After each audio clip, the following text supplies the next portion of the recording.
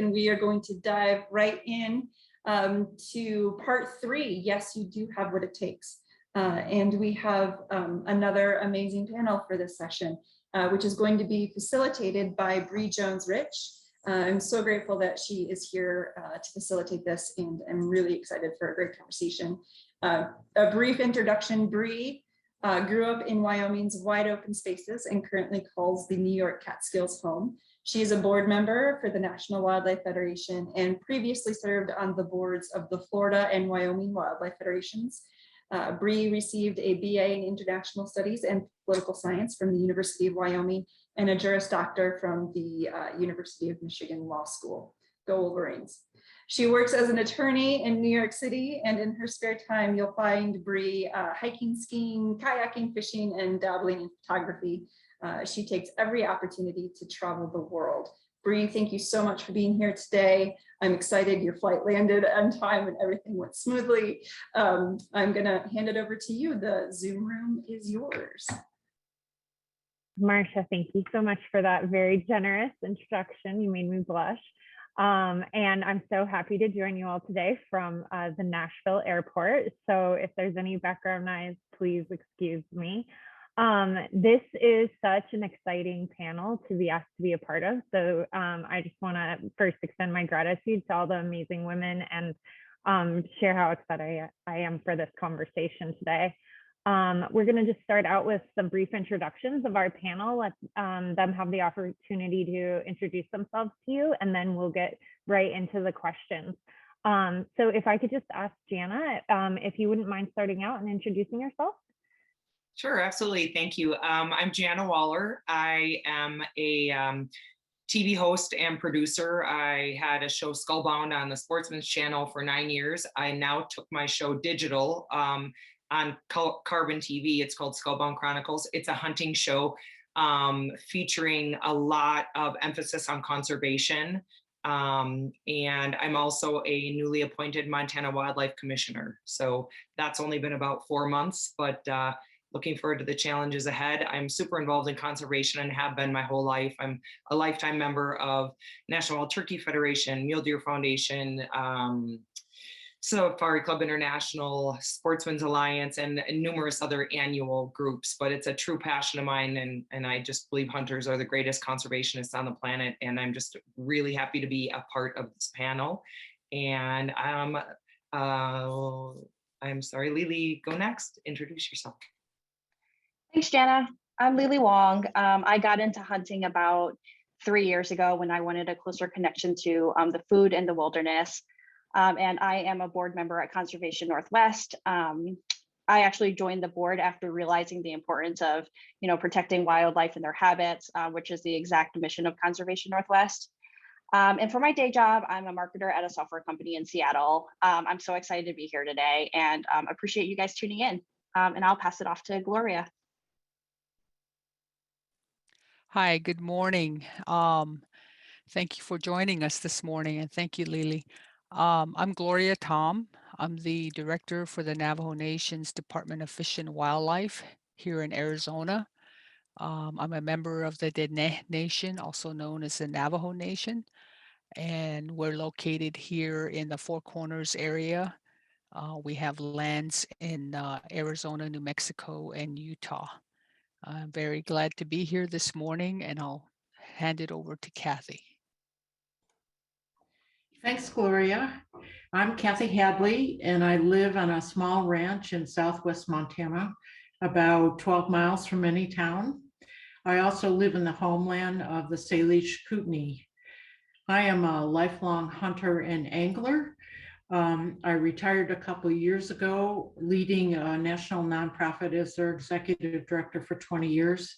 I sit on the board of the Montana Wildlife Federation and the National Wildlife Federation, and I'm the state co-lead for Artemis in Montana.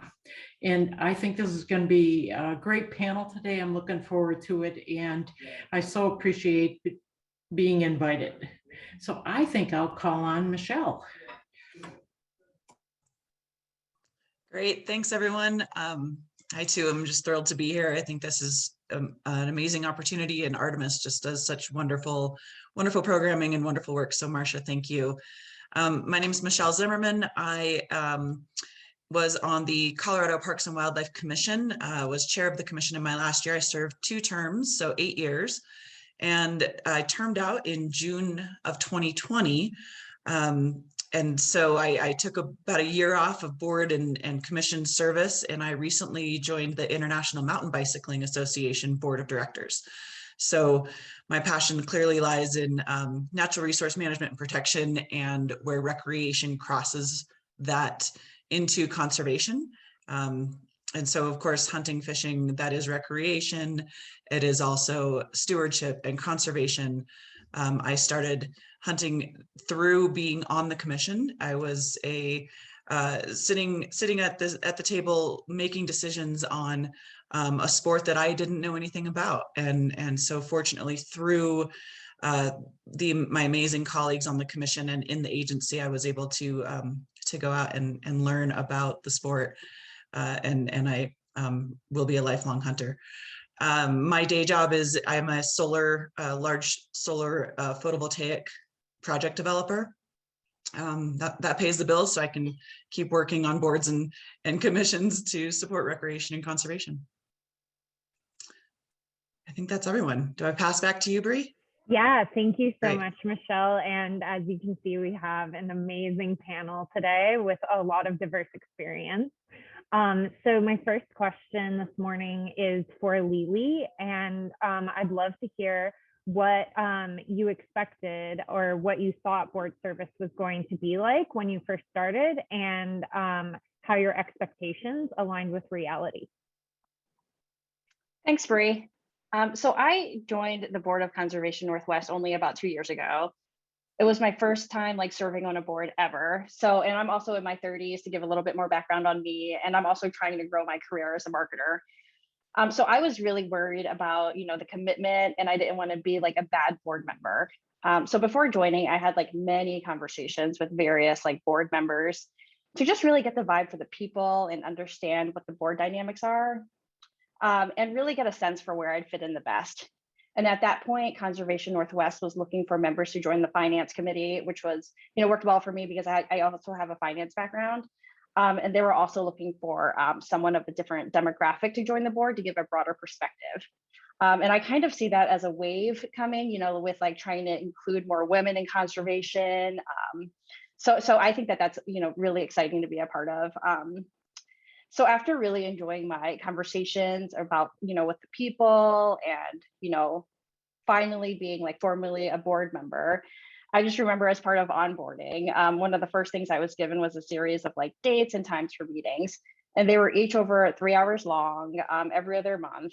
And I remember thinking, I'm so over Zoom, this is going to be a slog. But after each meeting, I felt so inspired to be part of the mission, and really enjoyed bonding with folks that have similar interests. So now I look forward to, the board meetings, team building events, and learning from fellow board members and also the staff, and really hearing from them what's happening on the ground.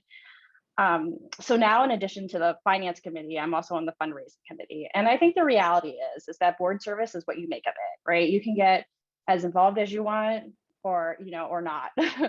And I do find that it's super fulfilling to me to be a part of the conservation movement and to really provide my input, as a young woman recently getting into hunting.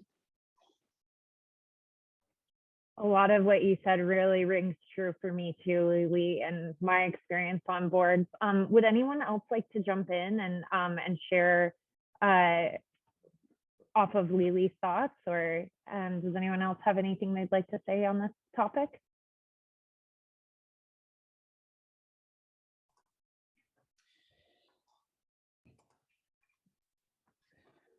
Yes, Kathy. Sorry, I didn't see your hand. That's okay. I really appreciated LiLi's story. It just made me smile, and to think, it helped me to think back to when I first got on the Montana Wildlife Federation board. It was decades ago, and I entered the board and I was intimidated at first, and the board was made up of all guys. And it was 25 guys and me. And I had no idea how they were going to deal with me or how I'd fit in. And I spent a lot of time listening and learning and watching the culture of the board. And I have to tell you that I was so impressed with how welcoming the board was to me. I was surprised by it too, actually. And I never felt intimidated after the first couple meetings of raising my hand to make a point or to volunteer for a committee. And I don't know if any of you have had that same experience of entering a board that's entirely men. And if you did, what your perspectives were on that. It was just interesting to me, and I was glad I did it. I decided I'm not going to be intimidated by this. Women can do these things. We just have to be given a chance. So. Well, I just have to jump in and say, when I joined the Wyoming Wildlife Federation board, I also was the only woman, and I was also the only person in my 20s, and maybe the only person that was like sub 45 at that time, or maybe sub 50. And one of the guys asked me, well, can you even shoot a gun? And so that was my experience, and I could, of course. So I was able to, I guess, pass that rite of passage. But that really rings true, Kathy. Michelle. Yeah, I agree. I want to add, when I joined the Colorado Parks and Wildlife Commission, I was one of 2 women, so there was already, at least I had a pal. But I will say that it is when you apply your perspective, and yes, everyone, I agree, everyone has been very welcoming, but generally speaking, they want to know your unique perspective. That's why you've been invited to be on a board, and you bring a perspective to the table that is perhaps different, and maybe not. Maybe you agree with everything, and that's also a good perspective to know that, oh, okay, we have agreement across the board. But it's you're there for a reason. You're there for a purpose, and it's not just to be a token female. It's to contribute to the conversation and to the decisions being made. Thank you for that. I'm going to move on to our next question, which is for Gloria. What is the skill you think is the most important to be an effective board member, and how did you gain the skill or hone it?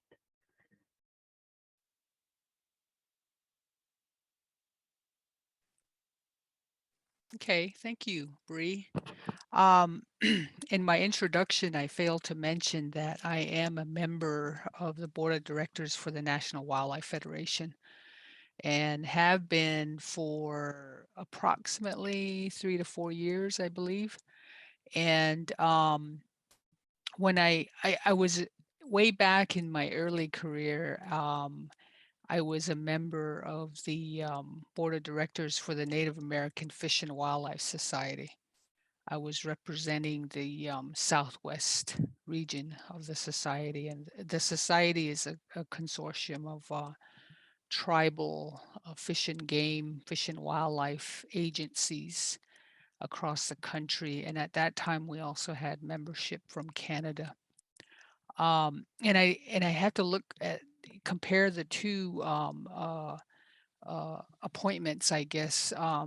Starting out with my early career, I was so green. I really didn't know the scope of my authority. I really had to learn a lot about the issues. And one of the things that I really had to do was kind of step out of my role with my tribe and look at it from a more general perspective, and try to present the perceptions and the observations and the recommendations for all tribes and not just the Navajo Nation, which was very difficult. And I think that's one of the things that is in response to the question, is that you have to kind of step out of your role in which you play, and try to provide a much broader perspective on ideas, issues, etc.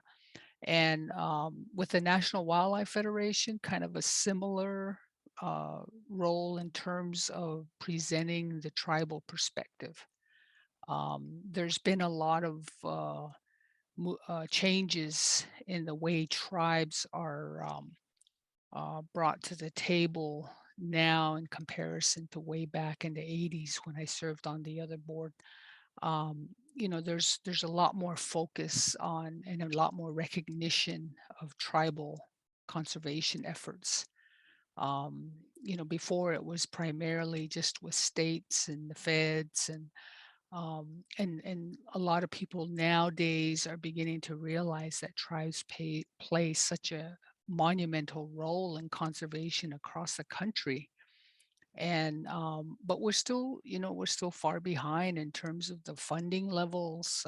We're not, you know, privy to a lot of the funding that states get for wildlife conservation, and we're trying to change that. But on my role in the National Wildlife Federation board, I see myself as being providing an indigenous perspective in terms of the science, in terms of the cultural importance of conservation. You know, tribal indigenous people are really different in terms of how we approach management of natural resources, because it's our daily life. We live it every day. We rely on wildlife species for traditional and cultural purposes. And it's part of our prayers. It's part of our everyday life as an indigenous person. And a lot of times, you know, the other memberships on the board probably don't have that perspective, or can't understand that perspective. And so I see it as a responsibility on my part to try to present that.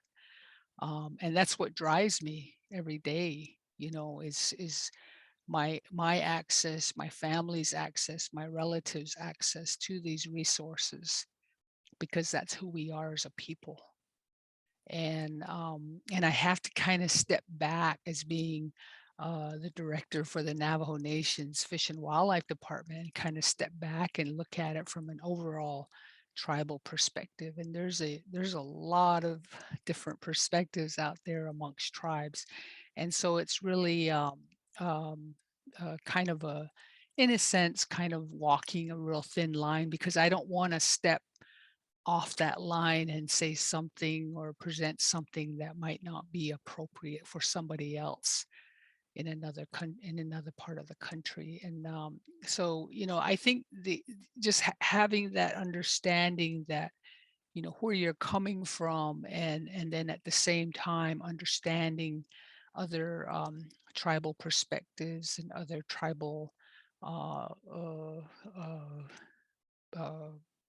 the way people view these natural resources as part of their everyday lives.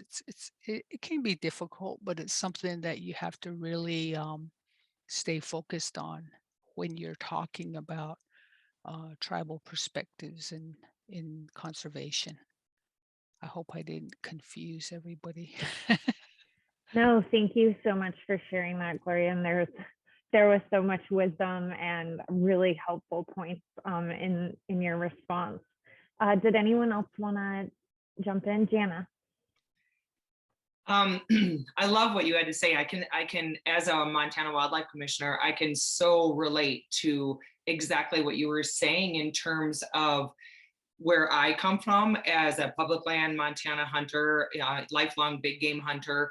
But in my role as commissioner, there's so many different special interest groups that have different perspectives. And like you, it can be a real fine line. You know, you have, you know, people, and there's not necessarily a right or a wrong. It's just different perspectives. There are people who want big bulls and big bucks and maybe a once every 3 or 4 year opportunity. And then there's people who know they want the opportunity. They don't care about the size of the animals. You have predator issues that have so many different sides, and it's not necessarily right or wrong. And like Gloria was saying, I come from my personal perspective, but I've tried really hard in this role to listen to the other perspectives. And there's often times where we have to just agree to disagree. And but I really love what Gloria had to say, because I think that's really important for all of us on a role, in our roles, whether it be a board or a commission, or even your, local conservation group, that I belong to so many of them. It's really important. I think culturally, we kind of are often stepping away from the agree to disagree atmosphere. But I think it's critical in terms of leadership roles to be able to be a good listener, even if you disagree with something, to be a really good listener, to take those perspectives in. There have been a lot of nights where I go back home and I'm like, I never really thought about it like that. Or I didn't even realize that opposing perspective was out there. I thought everybody thought what I thought, but I'm just echoing what Gloria said and trying to, walk a thin line, or just be so aware of all the perspectives before making decisions.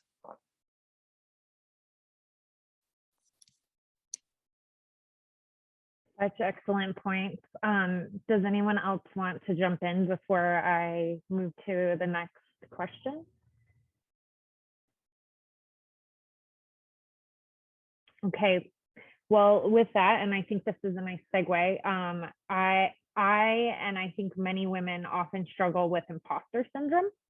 And Jana, can you share a time that you felt in over your head and how you handled or overcame it? Well, that could be right now. Well, not right now, not today. I am newly appointed by the governor of Montana to the Montana Wildlife, the Commission for Fish and Game, and that the commission overlooks anything to do with fish, wildlife, and parks. From setting quotas to regulations on hunting and fishing to river access issues, land acquisitions, just so much. And I've only been in it about 4 months, and so. I wouldn't use the phrase imposter syndrome because it has such a negative connotation, but definitely over my head at times, and definitely drowning in the issues. There's so many issues going on right now, and every big game species has an issue right now in Montana, whether it's wolves or right now we're dealing with setting lion quotas for next year, and it's people are very passionate about that. I feel over my head sometimes, but what's comforting is that I feel, for me personally, the best approach is just honesty. I just got an email this morning from someone, and I'm not sure how to answer that. And so what I've tried to do is just surround myself with really good quality people, and to be real honest and say, I don't really know the answer to that, or I don't have the perspective you're looking for, but let me dive a little deeper into this issue, and I'll get back to you next week. And I feel really comfortable in all the roles I've ever had in my life of just being really honest. I feel like we all have an energy about ourselves. And if we try to act like know-it-alls and act like we're just, schooled on everything, you're going to get called out anyway. You might as well say, maybe I should be, but I'm not really aware of what's going on or all the caveats to that issue. Let me get back to you. And, I've got great people within Region 2's office, the managers, the biologists. I go to them. I go to some other people I know that were previous commissioners and say, what was your take on this? Or, just to be able to understand an issue and research the issue before spouting off an answer, or even saying, well, that's really not my department. I always want to try to help in every way that I can. It can get really overwhelming because of all the topics going on right now and the amount of emails and phone calls that we all get right now. But I feel like the best approach to that imposter syndrome feeling is realize you're in this role for a reason. Most boards and commissions, they're either appointed or you get voted on, or someone said, hey, you'd be great at that. And remember that you do contribute a lot, even if it's a newer perspective, newer hunters, newer into conservation issues. I still feel like it's important we all have a voice, and to be able to project the idea that I might not know everything, but I'm going to help you find the answers, and let's discuss it. And if we have to, at the end of it all, agree to disagree, so be it. So that's sort of my approach. And I think we need to recognize too that we all get in moments where we feel drowning or maybe not as schooled on this topic as we should be, but the answers usually are typically 1 or 2 phone calls away, and or to even just intervene. I've also often handed off something and said, I'm not really schooled on that, as well as maybe my sheep biologist is. Why don't you speak with her? And then they carry the conversation. So anyway, that's my perspective. Michelle, you want to jump in? I was just wiggling in my seat, Jana. You're so inspiring in how you present information. It's great. Thank you so much. I just want to add that, and like you echo everything you've said, but one of the things that I found is, if you're on a 10-person board or a 20-person board, how do you be most effective? Especially, LiLi, you mentioned 3-hour meetings, and Jana, you've experienced our, commission meetings are 2 days long, 8 to 10 to 12 hours a day, each of meetings. Agendas are 50 thick topics long. And I think it's important to remember that you don't have to be the expert on all 50 agenda items. And it's what I found is that when I was able to pick the 2 or 3 specific areas that I knew best. So, for me specifically, it was, the crossover between recreation, non-sports, non-hunting and fishing recreation. It was land conservation, because I have a big land protection, land conservation background, and, a couple other things. And what I found is everyone else had their, we had some outfitters that they of course knew the quota and resident, non-resident information just inside and out. And as you start to, you don't have to speak on every single topic that comes up, but as you start to continually speak on the things that you either are most passionate about, or maybe the most about, maybe you're finance really well, and so you're always going to speak on the budget item. Others on the board learn to go to you when that specific topic comes up. When it's budget time, it's, oh, hey, we got to make sure Commissioner so-and-so or board member so-and-so gets to speak on that item. So I just think on the on the imposter syndrome thing, find the 1 or 2 things on the agenda that you're either most passionate about and you're excited to do the research and dive deep and become more informed, or that you're already just a natural at, and really just become the go-to, the look-to on that one topic area.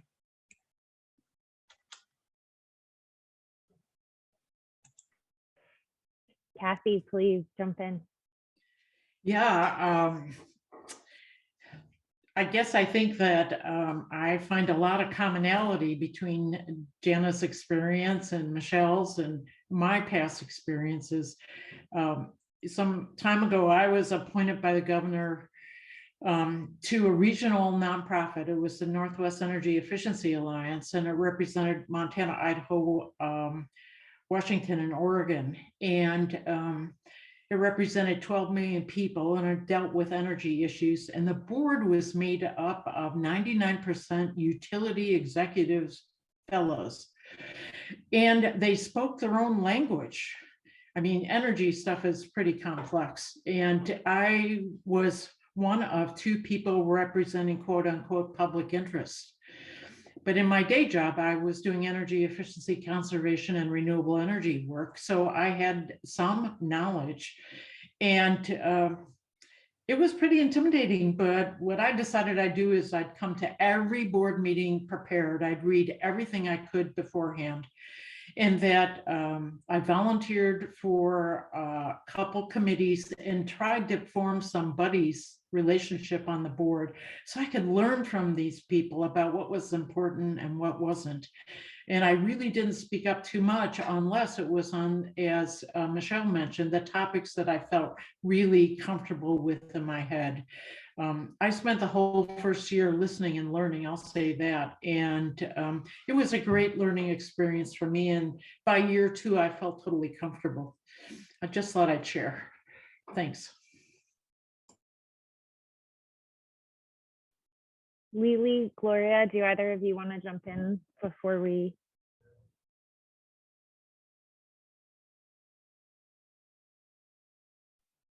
I just wanted to give you space too, if you wanted to, because you hadn't spoken on that one. But I also just want to reiterate how much those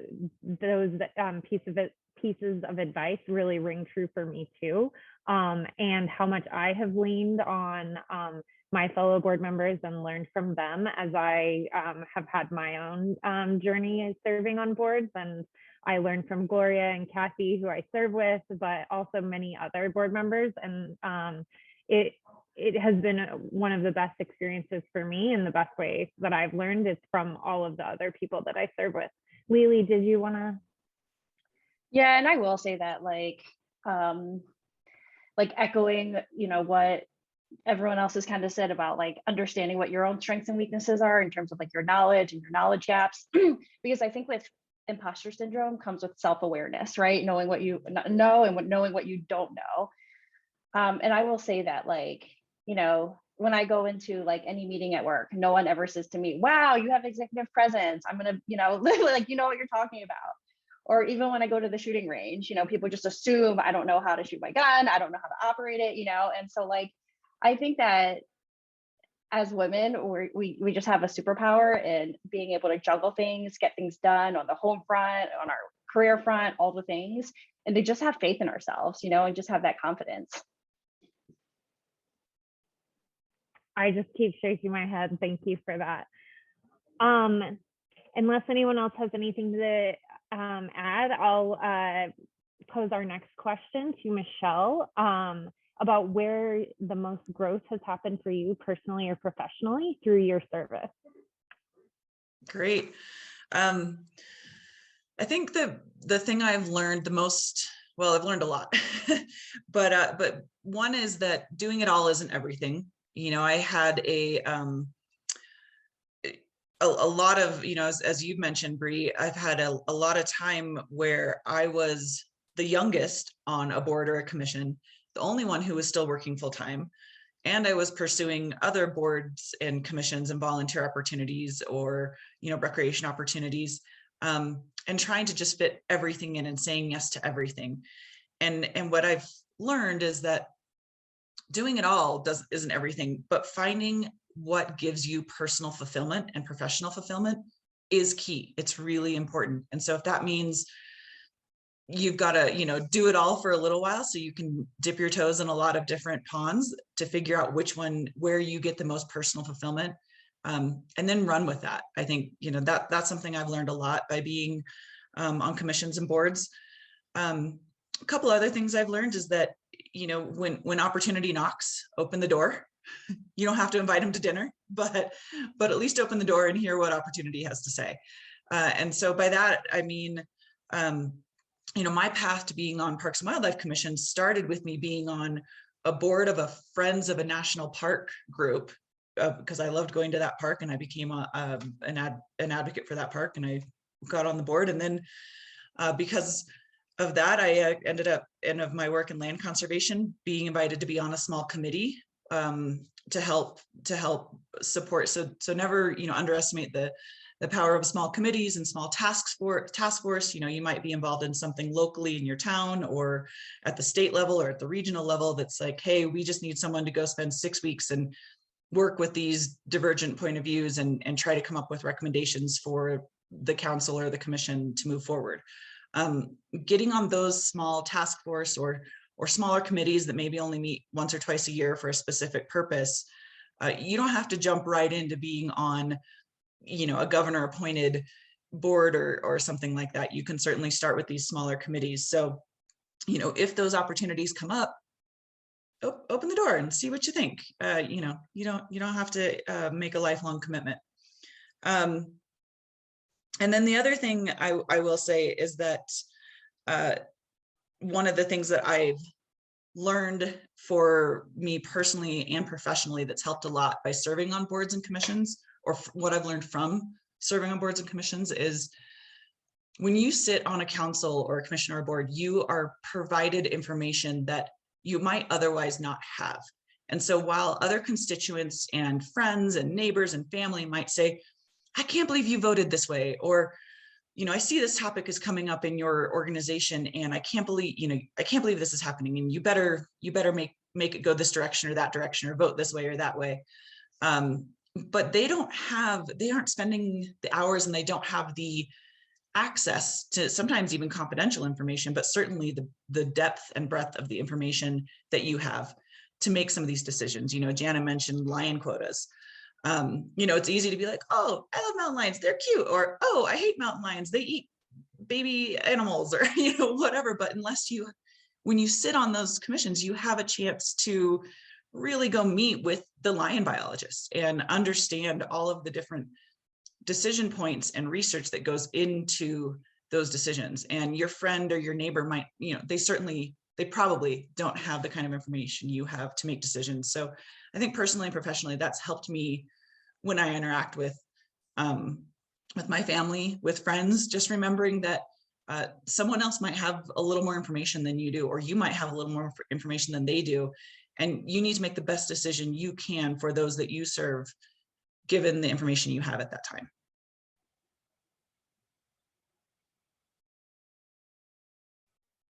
We had a question along those lines too that I'll just throw out there as the actually go ahead, Jana, and then I'll add that in.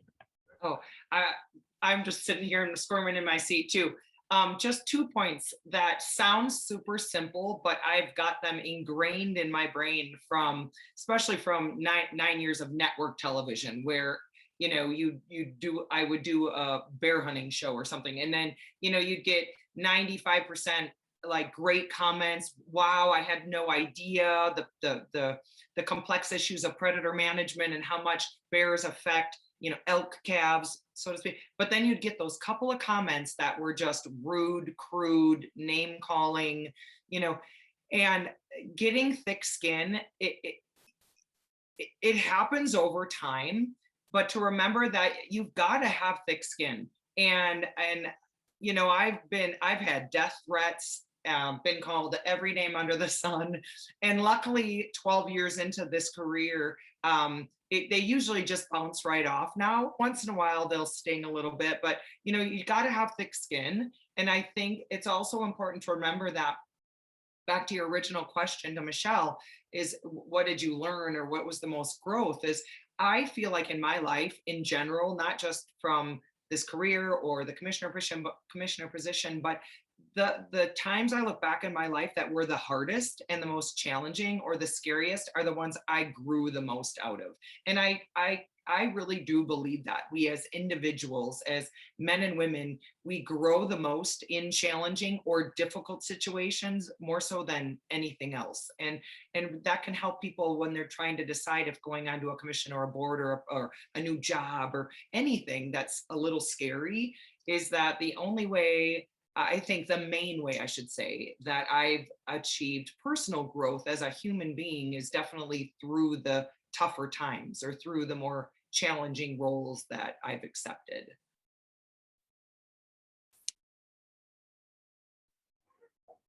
So the question the audience question that we received too, and I think really plays into this, is about the entry point. And Michelle touched on this a little, that you don't have to start on the top of, you know, the pinnacle or being appointed by the governor.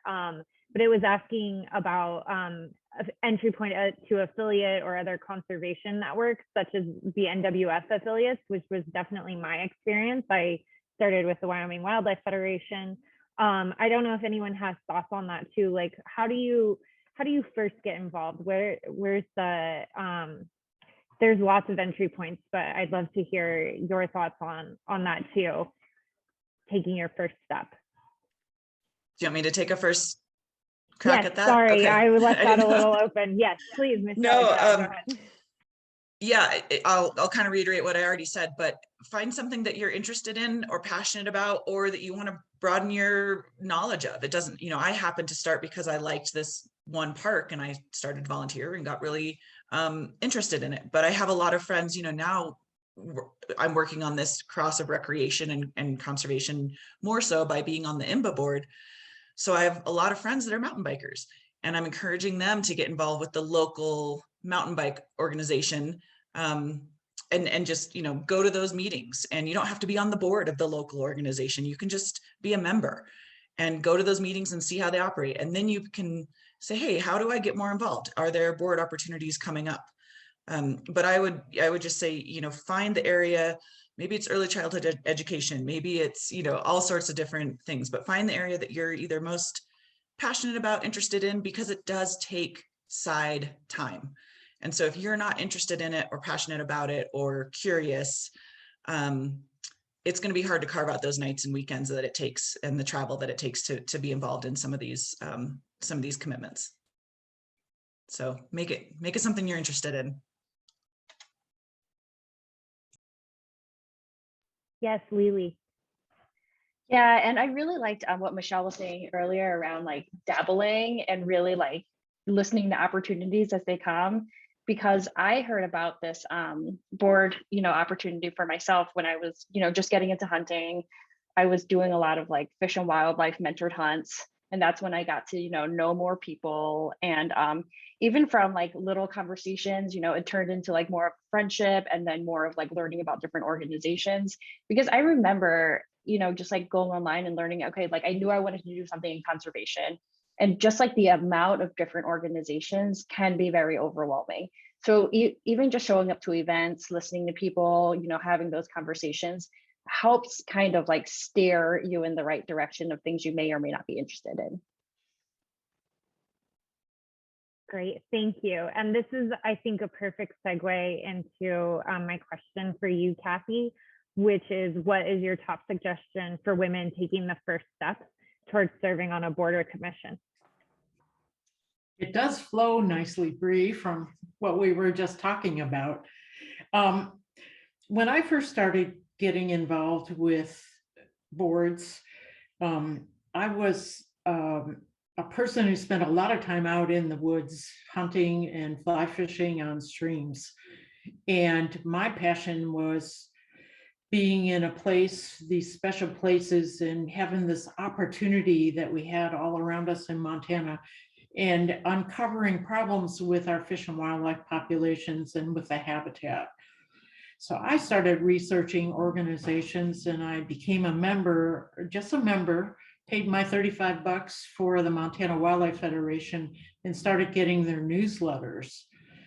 And in my journey with that organization, what I discovered was they were the organization that was statewide that seemed to me to be really concerned about the same issues that I was concerned about.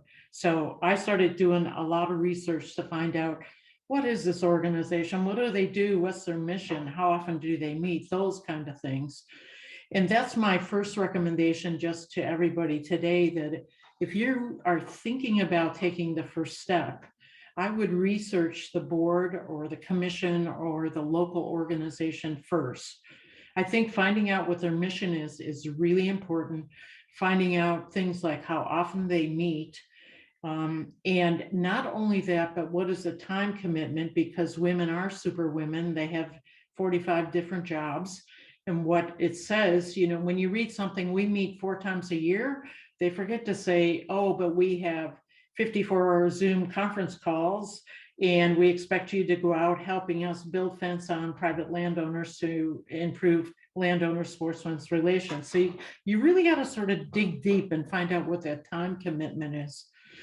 And once you do that, I found it helpful to reach out to current or past board members or commission members, to sit down, have coffee with them and say, what was this like? What was your experience?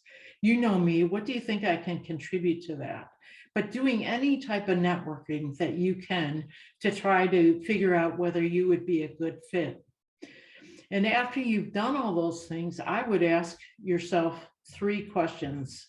And the first one is, do you have a passion for this work? Because there's so many demands on your life, all of us at all life stages. I think you have to have a passion. I mean, we could hear the passion in Gloria today and in Jana today and Michelle and LiLi when they talked about the work that they do, and Bree. You've got to have a passion. If you don't have a passion, I would say don't do it. Then I would look to see if you, at whatever stage of life you are, do you actually have the time to put in?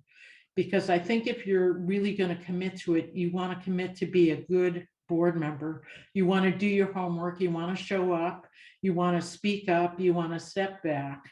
All of that takes a lot of energy. And in order to do that, you've got to have the time available.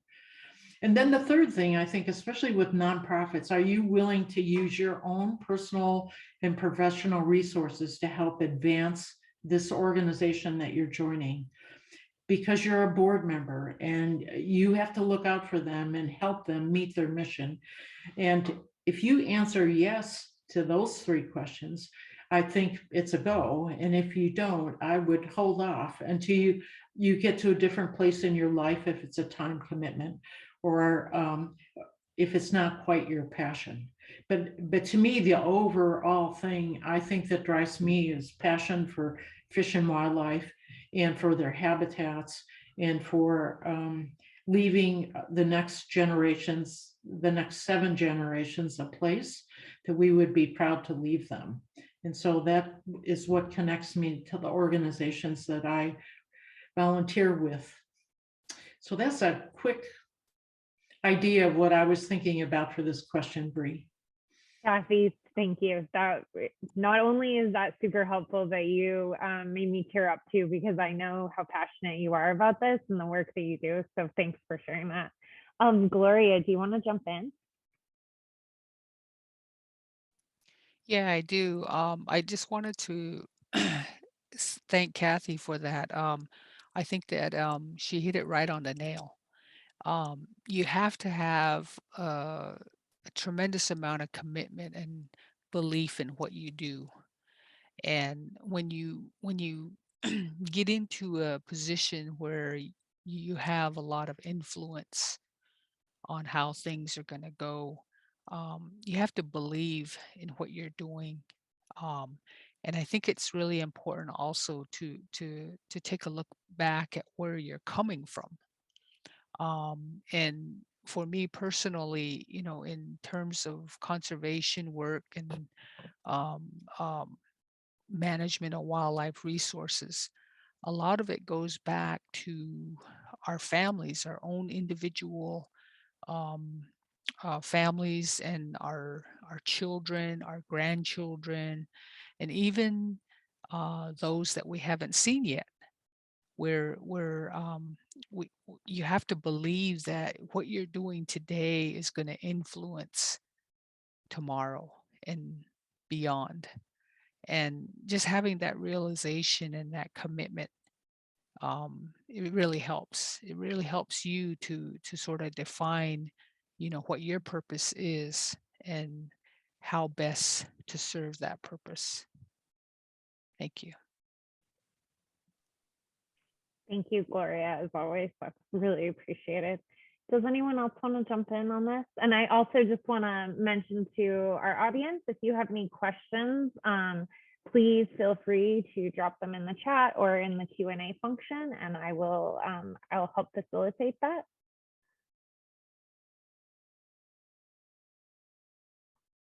If no one else wants to jump in, I do have another question that I would like to pose, and I'll start with LiLi, if you don't mind.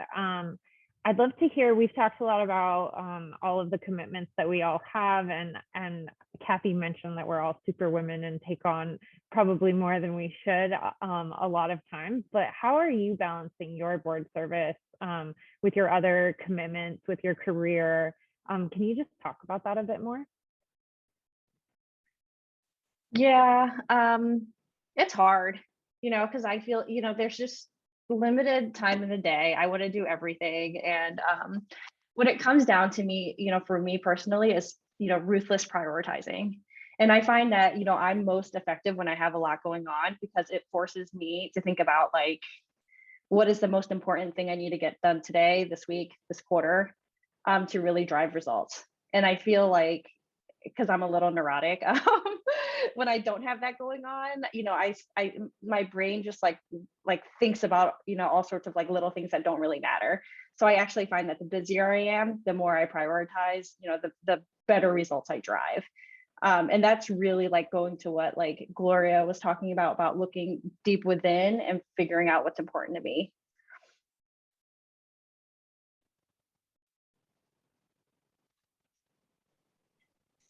I hope that answers it.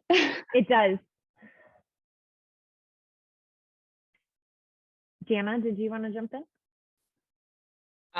I think it's important to remember too, everybody's personalities are so different, but for me, I like how you started that, LiLi, about like, like with a big breath, and like, it's hard. And it really is hard. And for me, I've just come through season setting, which was the most stressful few weeks of my life that I can even remember, because I do have a full-time job. And then this is definitely a full-time job, and balancing it all that, and how I'm just getting through it right now. Cause I still feel like I'm kind of swimming through the mucky swamp and trying to figure it all out, is to just feel like sometimes I just have to say, I just have to get through this day. Like I've got, everything in my calendar. I'm as organized as I can be, which is, I wouldn't say I'm a queen organizer in terms of, but one of my strengths I feel is going with the flow. I travel tons. And when you travel, there's so many circumstances that are just out of your control, whether it's a flight that got canceled or a meeting that got moved,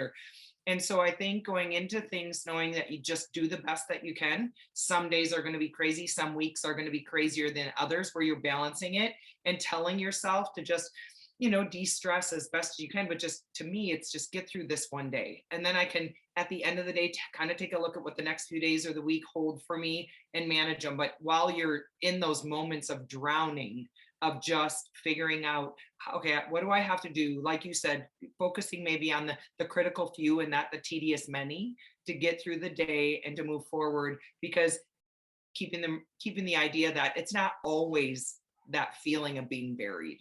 I mean, even whether if you don't work at all and you're a mom of 3 kids, like, we all have the challenges and days that are going to seem so overwhelming, but just focusing on that day at hand to then get you down the road, has been really good advice that I received. Thanks for that, Jana. Michelle, I think you wanted to jump in. Gloria, that was beautifully stated. I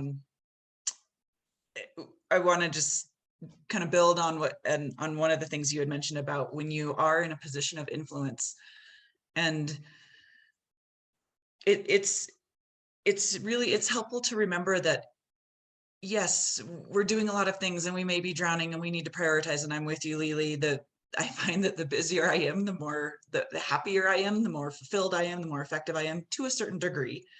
But remembering that part of being a part of these decisions and directions and visions, it does have a lot of influence, and it does make a lasting impact. And part of being a working younger-ish female on some of these influential boards and commissions, like for me, Colorado Parks and Wildlife Commission, which is governor appointed. When I joined the commission, it was still largely, I'm just going to say it, retired white guys. That was kind of how these commissions and boards were made, because as a governor, you're typically a mature white male, and and you're gonna appoint the people that who are also mature white males. But showing that we can contribute, and then we can show up, we can be present, we can bring a really important perspective, and participate on these commissions, at least in Colorado, has been showing governors and legislators that 2 things. One, that we should be appointing also younger folks that are in their working, their careers, working full time, that also want to contribute their perspective. And two, that maybe some of these boards and commissions should be paid. In Colorado, we've had 2 commissions, and unfortunately not CPW yet, but 2 other commissions that went from being volunteer to being paid positions. And that's partly that the governor's office is realizing that, wow, more and more young people with full-time jobs and careers and families and other commitments really need to be at the table and be contributing, and they want to and they can. How do we make it more, how do we make it easier for them to contribute and to help shape our future, whether it's at the state or the local or the regional or the national level? I just find myself nodding with everything everyone keeps saying. Gloria, you want to add something? Yeah, I just wanted to say that, multitasking, trying to balance everything out with your real job and all of these other side initiatives, like board participation, you really have to have a really strong support mechanism.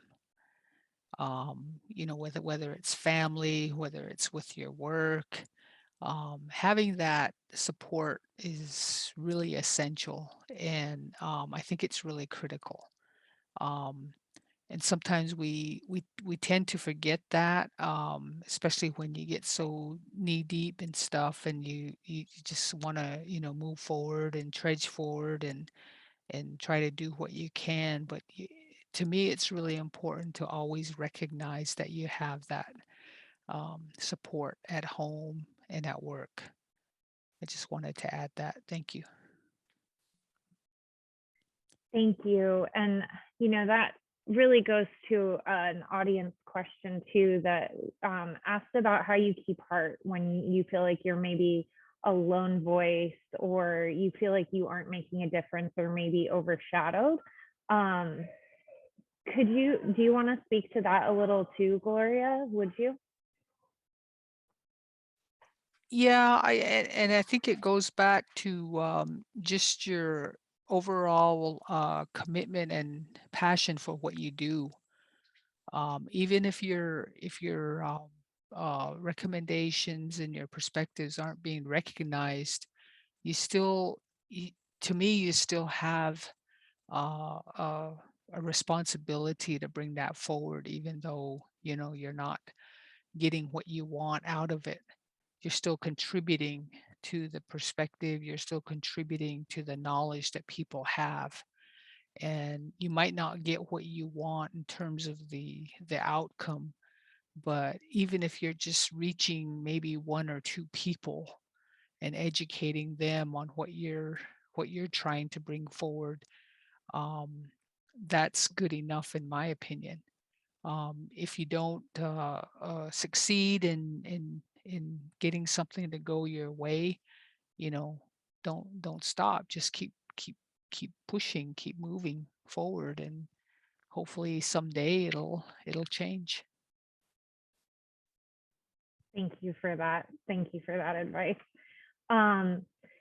We also had a question in the chat about conflicts of interest, and especially when you're working in the same field potentially as the board that you're on. I wonder if Michelle, would you be willing to speak to that, and then anyone else, of course. Sure. Yeah, I also just got appointed to the Colorado Electric Transmission Authority Board, and I work in solar, renewable energy and energy development. So, and I am on that board to bring the wildlife and conservation and land use perspective to that board. So yes, it is critical to keep those conflicts of interest in mind. But a lot of times you're on that board because your career focus brings knowledge and perspective that perhaps others don't have. So I might recommend something from a wildlife or natural resource land use perspective, but it's educated by my knowledge and awareness of how energy development or energy transmission works. So I think it's helpful, and I think it's really helpful, because if you find that something you're doing in your career can help, that knowledge, that specific knowledge, whether it's marketing or whatever it may be, can help contribute to what this board, this organization is trying to solve or vision, it can be really helpful. I think it helps to say it out loud, say what the conflict is out loud, to maybe the other board members or at least the director of the organization or agency, so they can help you navigate it or give you a, you know, an ear tug when you're maybe muddying those waters. Yes, Kathy? Many of the nonprofit boards that I've served on have a conflict of interest policy, usually in their board manuals or something. And some of them actually ask you to fill out a conflict of interest statement every year as an annual event, I guess. And some people think that you have to have money involved or some type of financial or a business issue for a conflict of interest. I'm not sure that's true when it comes to policy, public policy work. But anyway, I find that if the boards has a conflict of interest policy, that's very helpful. It informs all board members what their fellow board members' conflicts potentially could be. And if you're a board member and you feel like you're in shaky area, you always have the right to step back from the conversation or the decision as a board member. And I think people would respect that. Yeah, that's great advice. As both of you were speaking, I was thinking that it's best to be transparent when there's conflicts of interest potentially involved and disclosing it, and that you can always recuse yourself. So those were my thoughts as well. Thank you for sharing those. So we're coming on to the last few minutes of our time, and I know we want to be respectful of everyone's schedules. Would anyone like to say anything in closing? Any final thoughts from any of our panelists? Please feel free to just jump in.